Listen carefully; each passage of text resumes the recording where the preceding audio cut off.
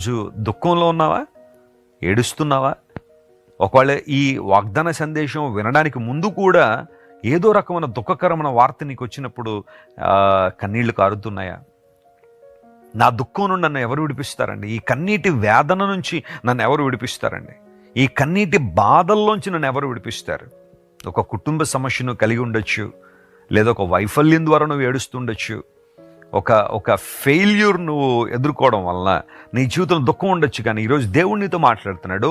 ఆయన మాత్రమే నీకు నిజమైన ఆనందాన్ని, సంతోషాన్ని ఇవ్వగలిగిన దేవుడు. ఆయనను బట్టి ఆమేన్. దావీదు తన దేవుణ్ణి బట్టి ధైర్యం తెచ్చుకున్నాడని లేఖనాల్లో మనం చూస్తాం.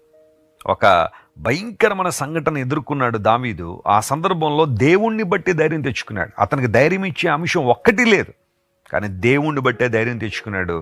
ఆ తర్వాత అనేకమైన ఆశీర్వాదాలు పొందుకున్నాడు. ప్రతి దేవుని బిడ్డ, ఈరోజు దేవునిని బట్టి నువ్వు సంతోషంగా ఉండాలి. ఆయన్ను బట్టి నువ్వు అతిశయించాలి.